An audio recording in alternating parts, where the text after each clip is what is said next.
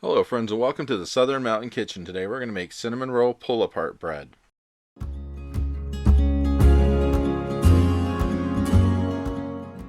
So this recipe is super easy. There's not really any work to it. This is just one of those, if you really wanted something really sweet and good to eat and you don't have any time to make it, this is perfect. So we're going to preheat our ovens to 350 degrees because this will take 25 to 30 minutes to bake.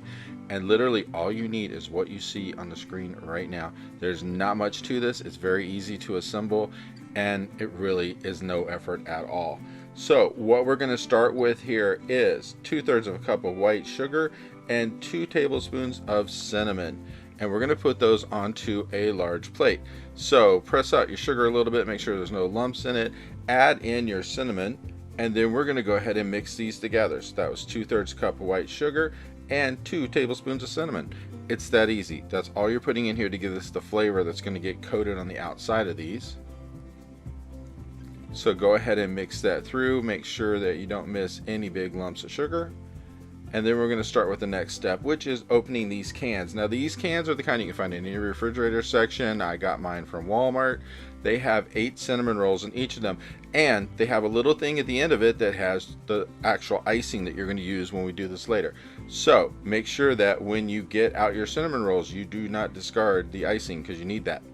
So go ahead and take them out of the can, and don't worry if they try to fall apart on you, because they will. It just happens because they stick to that container like you don't know what. But go ahead and plop out the icing and make sure you set it to the side before you throw away the wrapper that was on it. And now we have both of these out. So we're going to take our icing, put it to the side because we will use both of these later. And then what you're going to do at this point is you're going to melt your butter down, and that was a whole stick of butter. And then we're going to take these cinnamon rolls and flatten them down. So just press them with your fingers, work your way around it, put them in the palm of your hand if you have to, flatten it. And then we're going to dip them in the butter and then dip them in the cinnamon and sugar. And make sure there's some on each side of it. And when it's done, we're going to sit it to the side of the plate. And we're going to go through and do this with every single one of these because we want them flattened out before we do what we would do with this. Now, don't worry if they try to fall apart on you as you're flattening them. Just push them back together. They don't have to be perfectly shaped or anything. You just want to make sure they're flattened, coated with the butter, and then coated with the cinnamon and sugar, and go through every single one of these. And if you haven't done it already, preheat your oven to 350 degrees. Remember, 25 to 30 minutes bake time on these. So go ahead and keep putting these in there and dipping them until we make our way through all of them. So that means you should have 16 of these by the time you're done. And as you can see, so do I. So we're going to take a loaf pan. We're going to spray this with some non-stick cooking spray because we don't want this stuff sitting up shop. We want it to be easy to clean up. So after this, we are going to take these one by one, and they can be a little messy to move around, but when you're done, it's going to taste good enough. You don't really care. And you're going to layer these in one on top of each other, staggering them throughout this dish. Now the thing is, as you're doing this, they will try to slide because you have put in non-stick cooking spray. But if you watch it with your fingers, you can stop them before they slide out, because when you get to a certain point, they're going to stand up on their own because you will fill this whole thing up.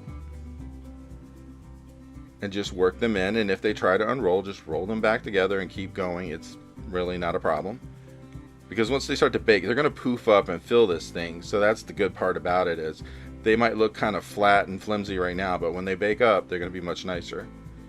And we're just going to work our way through all of these. And during this time, our oven should be heated up. So as you can see, I'm getting down to my last one. And they're all staggered through the whole thing. It's this way they should stay in place when they're baking. So I'm putting mine in the oven now, and when it comes back, it looks something like this. And as you can see, they poofed up, which is really great because that's what you want to see them do. But we can't do anything with it yet because you see mine's still a little bubbly. You need to let this cool, and I would say for a good 20 or more minutes just to make sure it's cooled down enough. And when you go to take this out of this, because you want to take it out before you ice it, you can put some parchment paper over top of this, flip it upside down, then put a plate under it and flip it back and just sit it straight down on it like I did here. And that way it's easy to move and get it onto your plate, because it'll be kind of hard to get it out of the other container. So, and we're going to take our icing and drizzle it over top. Now this is still kind of warm inside. It's not hot. We just a little warm in it, because if you have hot, you're going to melt your icing and it's not going to be any good. But if it's just a little warm, then all the icing that we're squeezing on top of this is going to actually kind of drip down the sides and go into any of the cracks on top, and that is what we want.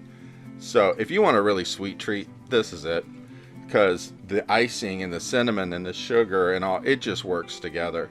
And if you eat this right after you do this part and it's still a little warm inside, that is the best possible time to get it, because it just is amazing. And mind you, you can warm this in the microwave after you've let it sit for a little while, but right out of the oven, it is amazing. So go ahead and use all the icing you have. You don't want to waste any of those two little things. And make sure that you've coated the whole top and drizzles a little bit over to the side of it as well, so that way it'll go down and around. And just keep doing this until you've gotten rid of all of your icing, and then you are ready to eat this. And the best thing about it is you can pull this apart with a fork when you're ready to do it. Like if you wanted to take the end off of it and put on your plate, you literally just take a fork, stick it in, and pull. And then you're going to be able just to pull it apart, because it's basically what it is, pull apart bread. And as you can see, it just separates. It's that easy. And mine looked like this when I put it on a plate, and it had such a good taste. And it just was something that, you know, if you have a sweet tooth, this is it. I hope you liked this video, and if you did, please like and subscribe. And if you get a chance, check out the Southern Mountain Kitchen website, where you can get a free recipe, look at books that are available from the Southern Mountain Kitchen, and get a discount on purchasing a book with shipping that's cheaper than on Amazon. So it's really a great deal. Have a great day.